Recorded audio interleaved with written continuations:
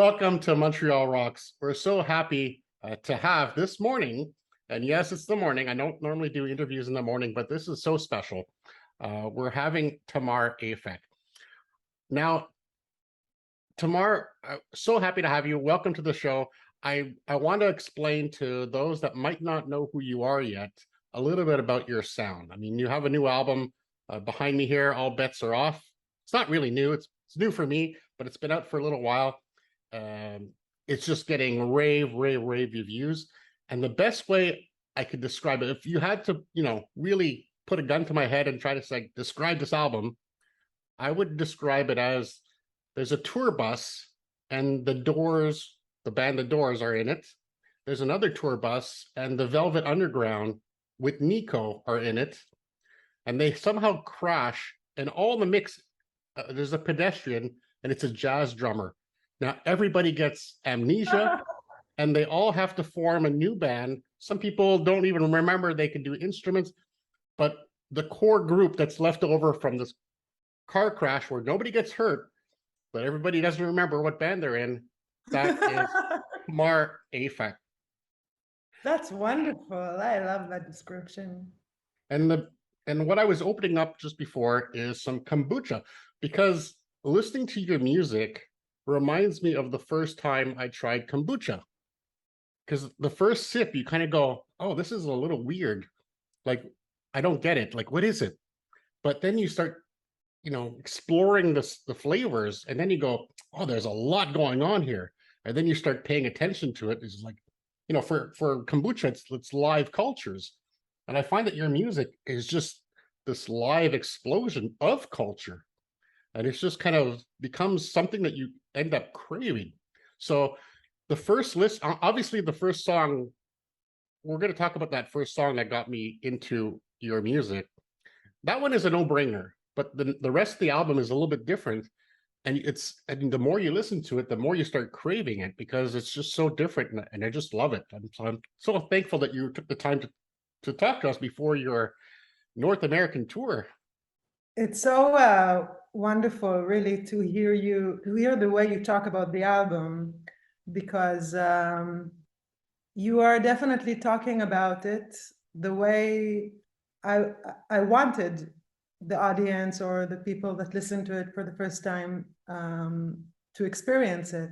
For me, it was very important to create something that I didn't necessarily hear before, or when I do music, I try to interest myself.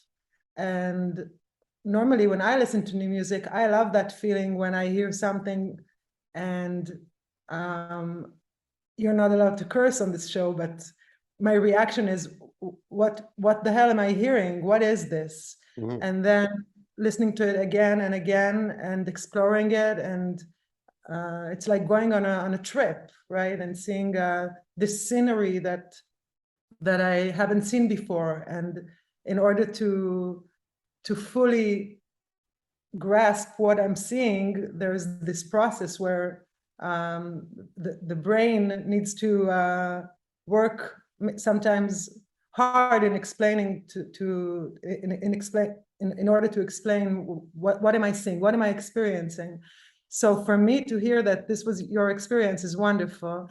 And I love the way you talked about the accident, because actually the theme of the accident is something that I use a lot when creating music and working with musicians. I think it's a fantastic description, because of course no one wants to get into an accident, but sometimes when you're too careful, by the way, sometimes when you're too careful, you can also get into a car accident. If you drive too slow, you can also get into a crash. Good point. but I guess when creating, when being inside the creative process, it's great when you are not too careful, and too careful about the song, too careful about what other people might think, what people are expecting, and you allow yourself to drive. And sometimes, yeah, you can drive fast, and if you're not careful enough, sometimes it's a bad accident. But yes, I love the way you chose that metaphor. There's also the gambling aspect of the title. And isn't it true that when you allow your musicians to experiment, to kind of improvise, it is a gamble? All bets are off. Like, you don't know how it's going to turn out, but the drumming, the bass, the guitar, everything, it's an experiment. We're going to talk about the music a little bit later, because I want to deep dive into Tamar. Like, who is Tamar? Especially, I want to find out about your childhood. Um, maybe you're a young child flipping through your parents' album collection, CDs. I don't know what they had. Um, oftentimes as a young person, we listen to the music that our parents listen to. But along the way, along our journey of musical exploration, we encounter a band or a song that just blows us away. It kind of hits us right in the heart. We go like, oh, this is my music. Was there a song or a band that really did that for you? Yes. Well, first of all, as a child, I listened mostly to classical music. It was mostly what my parents would play, and I also studied piano, and I was in a children's choir, and I was in a musical school, and everything was about classical music. So of course, the first pieces that I was enchanted by were Beethoven and Debussy and Mozart. But when I was exposed to rock music, I was exposed to bands that did rock and roll, like Radiohead or Nirvana or bands like that. But and I know there were bands like Led Zeppelin and the Stones, but I never woke up and said, I want to hear a Led Zeppelin album. I didn't like crave hearing a Stones album. And I remember when I started playing guitar, so I started hearing the first album that really caught me out of guard was The Argument by Fugazi. Yeah, you talked about that a little bit. Yeah. Tell me Yeah. more. So, starting to play the guitar, I was hearing a lot of Red Hot Chili Peppers, for example, but mostly in order to train. I liked the band, but it was mostly in order to train. But when I heard Fugazi, I was like, and as a guitar player, one of the first things you want to do is hit the distortion and play really loud. Yeah. That's rock and roll. And when I heard Fugazi, I was like, oh wow, you can do like a punk music, but it could be you can incorporate to it or blend also jazz music and special rhythmic music and even classical music, right? And I knew, for example, you can say the Beatles already did it, right? Like they incorporated classical music, but I think for me, Fugazi and of course, Sonic Youth and the Jesus Lizard, there was something else there for me, more experimenting, different sounds I couldn't exactly put my hands on, that really fascinated me. And I think the sound and the The energy probably too. sound together with the production, with a combination of different genres, really caught me. Like I was so enchanted by it. I just wanted to hear more and more and more. Then you Yeah. did hear more and more. I might have said this wrong. I might say this wrong, but it's the Pathophon in Tel Aviv. Yeah, nice. So what is maybe one of your favorite memory from that place where you heard some music that was different? So my guitar teacher at the time, Nushi Paz, was playing with this band called Mono Addicted Acid Man, and he invited me to come and see the show. And I think it was the first time I saw a show where the band was louder than the vocals, right? Where only hear the band and you don't hear the vocals. That was not usual, in Israel, in the Tel Aviv scene. Growing up, we couldn't see, great live bands. You had to go abroad in order to see them. So, our information is mainly from the YouTube. So I think, the Pathophon, this band, One Addicted Acid Man, it was so great. And afterwards, this band developed to what you may know as Monotonics. The singer of the band, Ami Shalev, formed afterwards Monotonics, and Monotonics toured Canada and the US a lot. And yeah, that is the first show I remember, One Addicted Acid Man. I was really charmed by the mess and the brilliant playing, right? Like seeing a really good drummer play really well. Not till then, I didn't see a good drummer. I didn't see a good guitar player. I didn't see rock and roll live. So that was my first experience. And if you think about your culture in Israel, I mean, if we go way, way back, I'm talking way, way back. Genesis 4:21 talks about Jubal. Now, he apparently is the founder of all, it says, I'm taking a quote out of the Bible, the founder of all those who handle the harp and the pipe.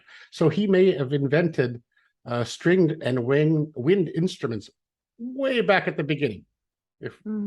So music has always been part of the culture in Israel. Maybe what is one other thing that you're maybe most proud of from your culture in Israel? Well, I love the songs we sing in the holidays.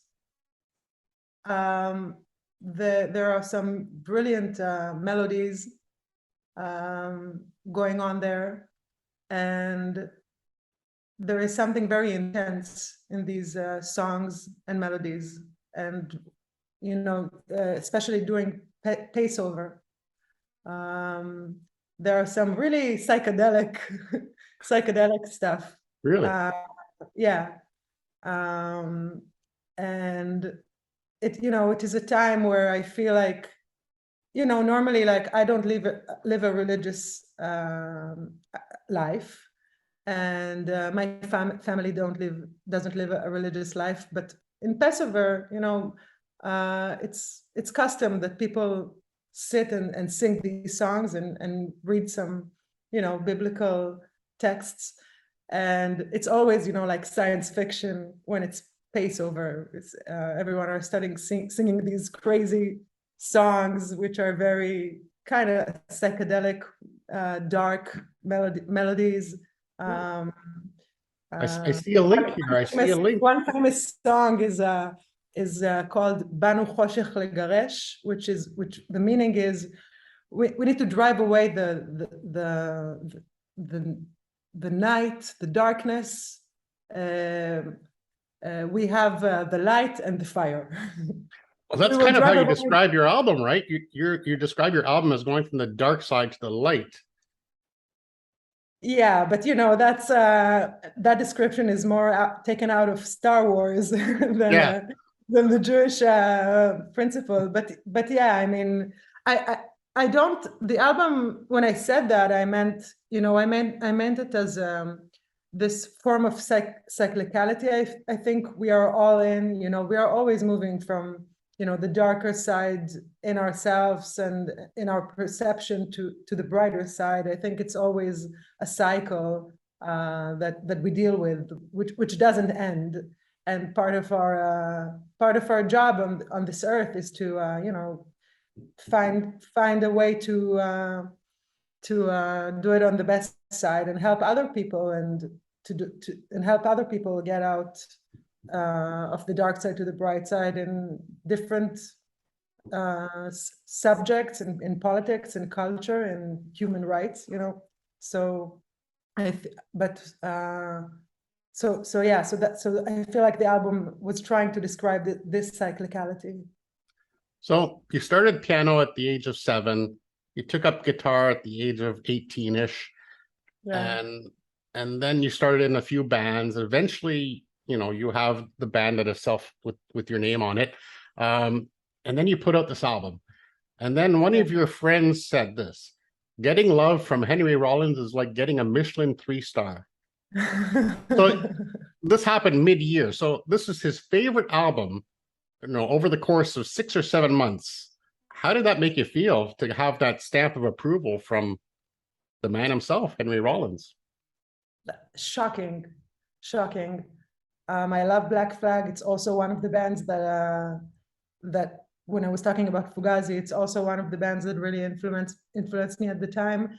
And it's unreal for me that he liked the album. And yeah, when something like this happens, it definitely gives a really good feeling and inspiration, and a feeling that I'm on the right track. Like they get it. Because along the way, you stumble across people who don't get it, who don't understand what it's all about. So when someone like that like I admired and I admire him, and he's one of the reasons I started doing all of that. So for me, when he likes it, it's like, okay, you better like it, because I changed the course of my life because I was influenced by you. So you better like it, So it's this shifting between I can't believe he liked it to okay, yeah, he should definitely liked it because he started it. So the first song that many people are exposed to is Crossbow. That was my experience, and it hits you like a powerful arrow. It's really a powerful song, and it's different than the rest of the album. So that's what I like about it. Anyway, I wanted to share with you a Crossbow fact that I found that was interesting. So it was during the Song Dynasty, Song, where crossbows in China outnumbered the bow 2-1. So crossbows became more popular than a regular archer bow in the Song Dynasty, which I thought was kind of funny because it's song. It's related. The name is related to music. And you've also mentioned that your guitar is kind of like a weapon. So the crossbow was used in war. Now you use the guitar in your own kind of war. What is it that you're trying to conquer? Being a musician, my work and my goals, my main goals in life are achieved through music, right? I mean, the everything that is not, that doesn't have to do with family and all that. Like music is the world I work in. And when I read the news or when I see what's happening in the world,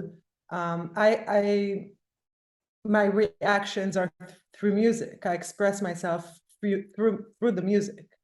And I hope that the music I'm doing communicates certain messages, even if I'm aware of them, and even if I'm not aware of them,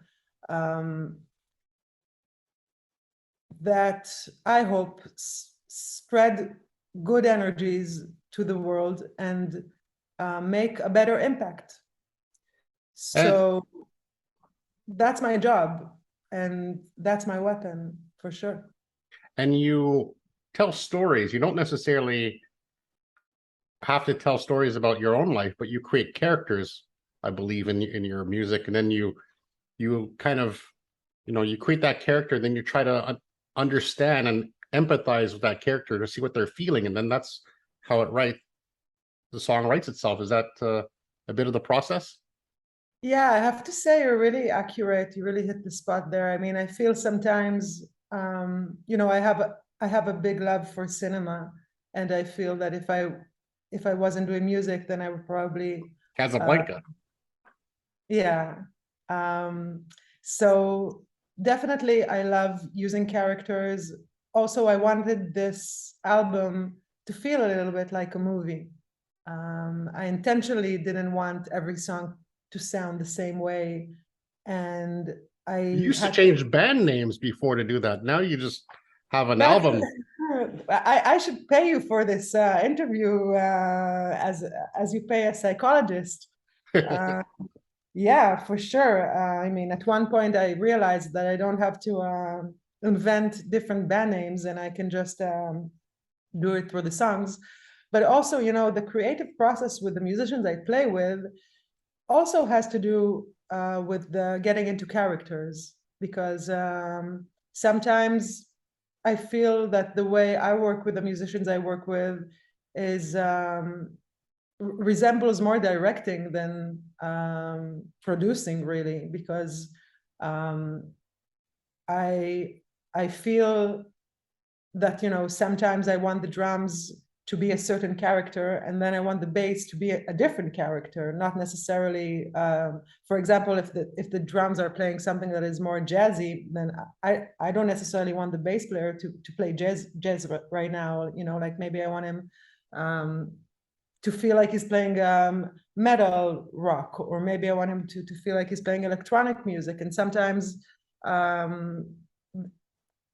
we as musicians get into different characters in the process of making my music. So I feel it's also in the music side and also in the lyrics, for sure. And that conflict of various genres in the song, it kind of creates harmony in the end, if you think about it, because the finished product, it sort of works. I don't know how you do it. You must be a magician or something, but you take this conflicting sounds and you massage it in a way that it kind of comes out with this. I don't know. I'm kind of amazed because I've only just recently begun listening to the album, and every time I listen to it again, it just takes on a new, I don't know, new depth to it. I just find that amazing. I just think that the production of it, spot on, gotta say. Thank you. And also, yeah, I mean, you know, while I was working on the songs, so I found myself starting mixing them. For example, in Crossbow, you know, I had a situation where I had bass and drums, and I didn't want to overdub, you know, more instruments. I wanted to have bass and drums. And in that process, it was very interesting, you know, starting to edit the parts instead of overdubbing new parts. And I was making this, I was gambling that it will work at the end.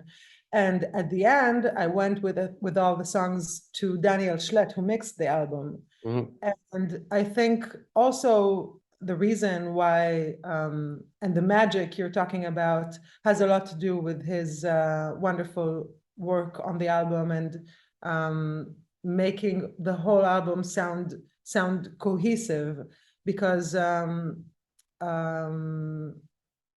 the end of the day, you know, the mixing part has a really big influence on making everything work.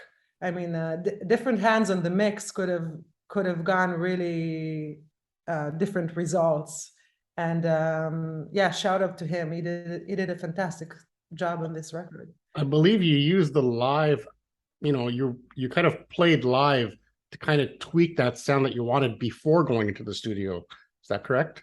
Yeah, I wanted to, I mean, the bass and the drums were the bass to all of the songs. I recorded almost only bass and drums to all of the songs, and then started the process of overdubbing the rest of the instruments. But the bass was that, because I wanted to capture the live experience.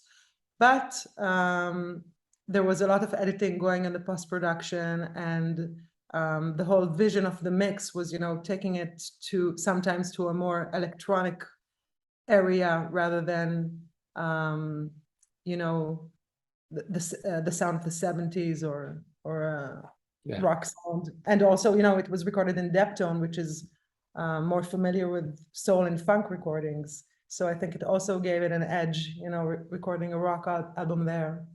And what I find interesting is, you know, in classical music, you bring a certain discipline to the band. You bring that to the table, to the album, and you brought the improvisational aspect of jazz into the mix. A good example of that to me is Drive and Nothing Can Surprise Me. those two were kind of like little explorations. I love listening to them because they just go into these areas that I'm not expecting, and then you kind of bring it all back.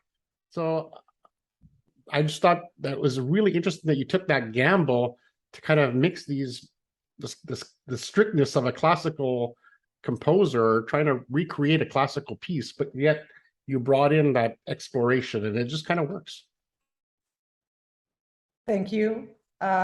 Yeah, I mean, there are a lot of techniques I read about when I was doing these improvisations. You know, I read a lot of interviews with jazz musicians. I read some interview with Art Blakey, where he told the story about his teacher that was trying to encourage him before he went on stage. He had a show, and Art Blakey was really nervous. He said, like, what if I won't have any part to play? Like, what if I don't know what I'm doing?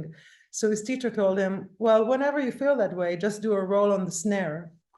And first of all, it's really funny to see Art Blakey videos, because you see him do a roll on the snare, and then you know, like, okay, you don't have any idea right now. But the thing I took from it is the understanding that when you go on stage and you improvise, it's good to have a couple of anchors, you know, a couple of stuff a couple of signs you have with one another about certain stuff, or every musician knowing that if they don't have any idea, then they can go to a safe place, you know. So there are many techniques I took from the jazz improvisation style, in order to try and keep some order in the process. I want to talk just really quickly about Russian Winter, because it kind of discusses how weather helped defeat, you know, Napoleon, Hitler. Weather can be a formidable enemy. And, you know, there's so many comparisons. I mean, you wrote this pre-pandemic. The pandemic is kind of like a Russian winter. It kind of hit us where we're not expecting it. But it made me think of Russia. And when I think of Russia, and I want to think of Russia in a positive way. I don't want to talk about the politics of it all. But if I think of Russia, I think of chess. I think of Garry Kasparov. Do you still play chess with your bass player?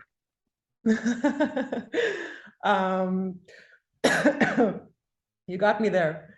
Yes, I love chess. I still play chess with my bass player, and both of us, he's a bit more addicted than me, but both of us play a chess app, where, you know, you can play 5 minutes games or 10 minutes games. It's very, very, very addictive.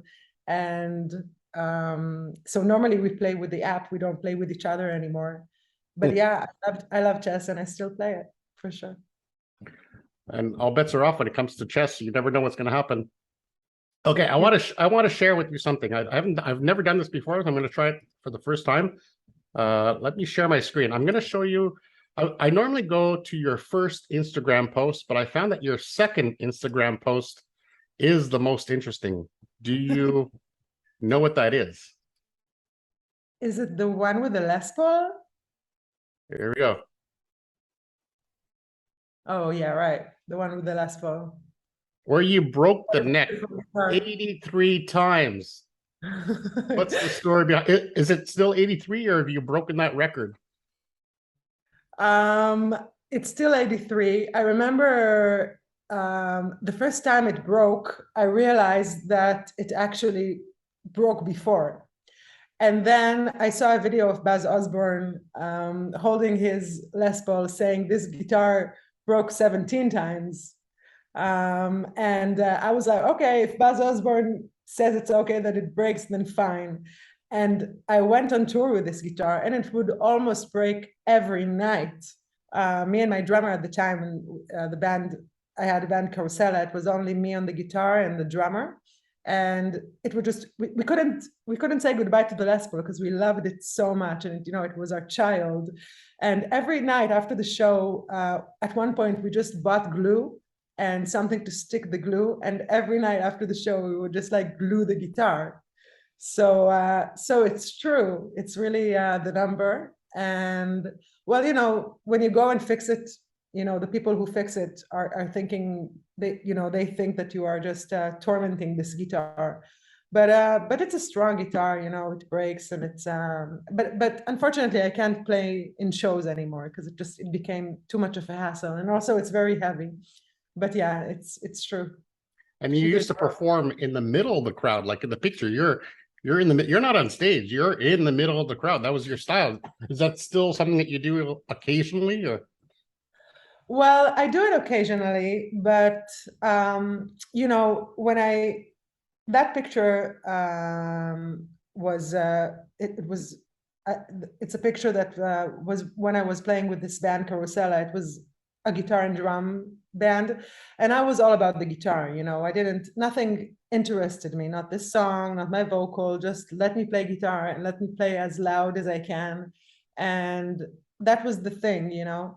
And afterwards, you know, I was more fascinated by, you know, playing less guitar and producing more. Like I told you, you know, the last album was just about recording the bass and the drums, and you know, I really spent a lot of time and energy in shaping the bass and the drums.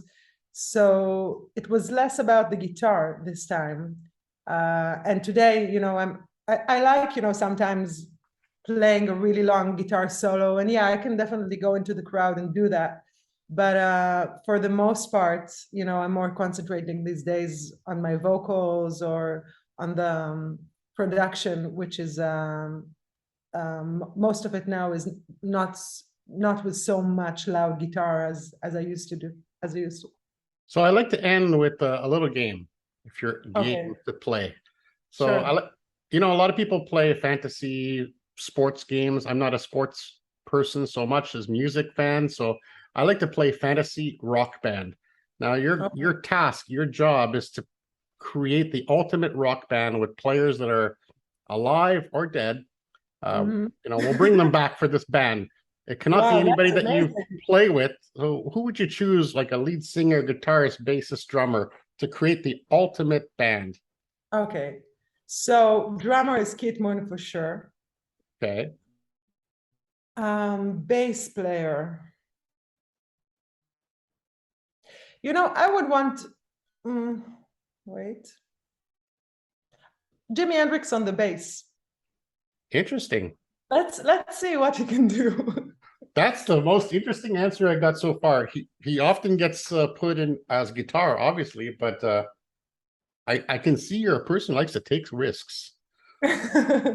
Yeah, I also like to see musicians, and you know, I have a synth player now, and I actually saw him play bass, and I was like, try and play synth with me. I have a good feeling about that. So yeah, definitely. Guitar. Does Aphex Twin play guitar? We should ask him. Let's put him on. Let's. This is an experimental band. I mean, I'd like to see, you know, I'd like to see what he would, how he would approach it. Because I feel, you know, like the guitar, there are so many questions about the guitar these days, you know, like what's an exciting guitar? We heard so many different styles. So it's interesting to see, you know, what style he would bring. And the singer, I mean, you know, there's so many great singers. You know, I want to say Johnny Cash, but then Johnny Cash, when he sings, it doesn't matter who plays. It will be Johnny Cash, you know. And I thought about saying Lee Hazelwood. It's the same thing. And you know, Rihanna would be amazing, obviously. But I mean, The who pop will? star Rihanna. Yeah, I love Rihanna. Okay. Her okay, so let's go for Rihanna. Listen, her last album, Anti, I was really impressed by this album. It's you know, she neglected these radio friendly kind of songs, and she hasn't put out an album for a long time, so I think it will be a great album to put out. This Let's go sounds for like an Rihanna. amazing experiment. And you know, you asked me to be your doctor, your psychologist. So the way I decipher your answer, you started. Most people start at the top, or if you want to call it the top. I mean, there is no bottom or top, but a lot of people start with the singer, then the guitarist, and then the bass, the drums. You Mm. went drums, bass, guitar, singer, which kind of shows me that you put a lot of importance into that rhythm section. the foundation of music is always bass and drums. Once you get those people working together, you can build on it. And I think that's what you're doing with your music. And then the fact that you're switching people up just shows me that you like to take chances, which is kind of cool. It's what you did with your album, and it paid off. Even if there were no bets, you put a big bet on that and it worked. And you're always up to trying something new, and not necessarily radio friendly, which makes it even more endearing. That's my analysis, and I'm sticking to it. I'm loving it. And also, I will say that sometimes, when the rhythm section is very good, singers are boring, Yeah. So if you want to find out how Tamar Aphek is going to perform, what she's going to do, will she break her guitar once more and make it 84 times, come to Les Cognifs, a wonderful little venue. I mean, a lot of people have paid their dues when they first start their tours here. I love seeing bands at Les Cognifs. September 1st, 2022. You don't want to miss this, because it's going to be an experiment. You're going to find something that you're going to enjoy, and I can't wait. I have a question. Will you be bringing vinyl? Because now my appetite for your album is getting a little bit out of control, and I might need some vinyl. Okay, for sure I will bring some vinyl now after you said that. But yeah, I should bring vinyl anyway. I will arrange the vinyl will be there. Make sure you save one, and I collect signed vinyl, so just sure. Just a little tip. Sure. It will be an honor. Anyway, looking forward to it. And you'll be performing at the FME, which one of our journalists, Rachel, will be going to FME. It's an amazing experience, apparently. Danny's been telling me all about it. He keeps telling me to go, so we're sending somebody out there to experience this festival where the whole city turns into a music venue. Basically, everybody participates. So apparently it's something really special. It's in the middle of nowhere. It's like, for us, it's like a 10 or 12-hour car ride. So it's a large investment. And once you go there, you're there for the whole 3 days or 4 days, even with the travel. So it's really an all-in. Like, we're talking about gambling. People are gambling their time. They're going all in for this experience, and it's really, really a powerful experience. So if you want to see Tamar, she'll also be performing over there in FME. And Abitibi-Témiscamingue. Let's try to say that a couple times fast. Anyway, thank you so much, Tamar. I love talking to you. I took way more time than I was expecting, and I thank you for the generosity that you have with Montreal Rocks. And I hope you enjoyed the conversation, and we'll hope to see you very soon. I enjoyed it so much. Wonderful questions, really. And I hope, I'll see you soon, and we'll do it again soon.